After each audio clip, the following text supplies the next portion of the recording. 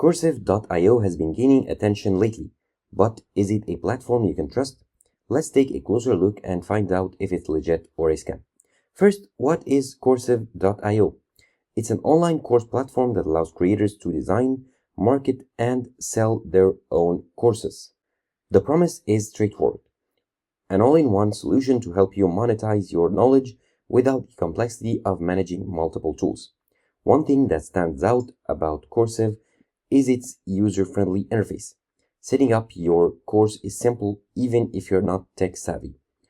From uploading video lessons to creating quizzes and certificates, the process is seamless, plus it offers customization options to match your branding. Another highlight is its integrated marketing tools. Features like sales funnels, email automation, and affiliate management are included, making it easier to attract and convert students.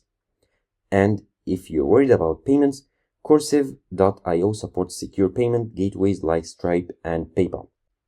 Now let's address the big question. Is it legit? Now, based on user feedback, Coursive.io delivers on its promises. It's transparent about its pricing, providing excellent customer support, and doesn't rely on hidden fees or shady practices. However, like any platform, your success depends on the quality of your content and your marketing efforts. What about the downsides? While Coursive.io is feature-rich, some users feel its advanced tools can be overwhelming for beginners. Additionally, it's not the cheapest option out there. So, if you're just starting out, the cost might be a consideration. So, is Coursive a scam or legit?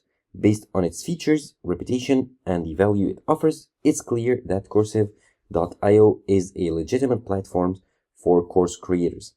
If you're looking for an all-in-one solution to launch and grow your online course, it's definitely worth checking out.